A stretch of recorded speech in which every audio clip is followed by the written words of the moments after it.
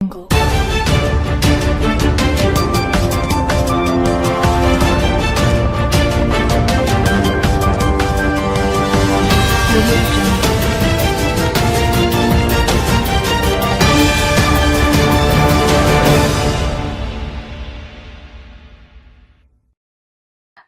Bharatiya Janata party और उनके सहयोगी दलों ने बिहार में आगामी चुनाव के लिए साझेदारों के बीच बांटी जाने वाली सीटों की पहचान करने की प्रक्रिया अब शुरू कर दी है। अब इस मामले की विस्तृत जानकारी देने वाले दो नेताओं के नाम नहीं छापने की शर्त पर बताया कि उम्मीदवारों की जीत की संभावना के आधार पर साझेदारों के बीच सीटों की अदला बदली पर भी विचार किया जा सकता है।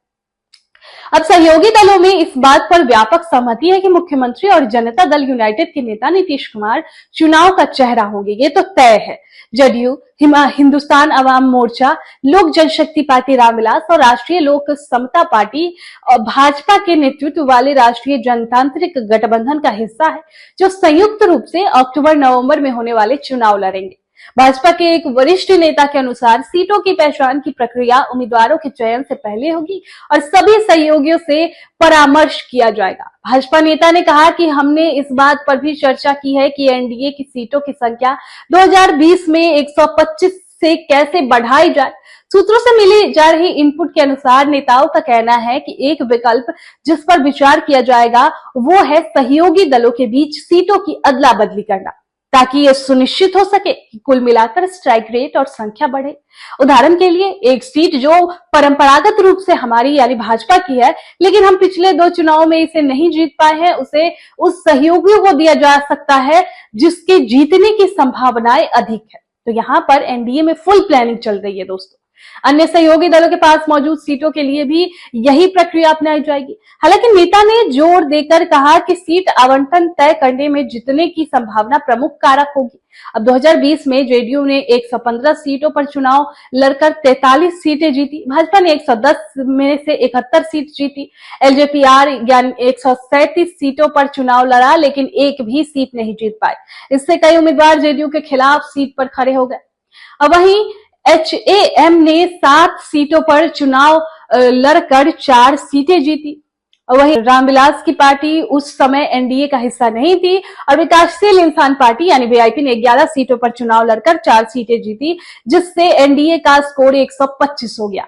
अब भाजपा को अपने नेताओं प्रधानमंत्री नरेंद्र मोदी और नीतीश कुमार की लोकप्रियता तथा कार्यकर्ताओं के बीच बेहतर समन्वय को देखकर हुए बेहतर प्रदर्शन की भी उम्मीद है। जेडीयू के एक वरिष्ठ नेता ने कहा कि गठबंधन के रूप में लड़ने का फैसला सहयोगियों की ताकत को एकजुट करेगा।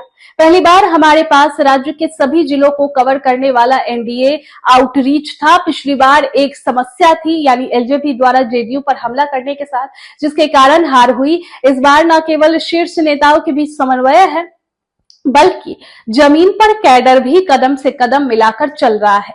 अब सीटों के बंटवारे की व्यवस्था पर जेडीयू नेता ने यह भी कहा कि 2020 के विधानसभा चुनाव और 2024 के आम चुनाव के नतीजे इस बात का संकेत है कि कौन सी पार्टी अपने प्रदर्शन के आधार पर कितनी सीटों पर दावा ठोक सकती है। अब प्रत्येक पार्टी का एक निश्चित गढ़ होता है, लेकिन ये स्वाभाविक है कि वे चुनाव लड़ने के लिए अधिक सीटें चाहिए। इसीलिए सीट आवंटन 2 कारकों पर तय किया जाएगा। एक तो विशेष निर्वाचन क्षेत्र में पार्टी की ताकत और दूसरा संभावित उम्मीदवारों की ताकत। नेता ने सुझाव दिया कि सीट बंटवारा 2020 के चुनाव के तर्ज पर हो सकता है, जब जेडीयू और बीजेपी ने क्रमशः 115 और 110 सीटों पर चुनाव लड़ा था। लेकिन उन्होंने जोर देकर कहा कि उम्मीदवारों का चयन ये सुनिश्चित करने के लिए किया जाएगा कि सीट का जातिगत समीकरण न बिगड़े।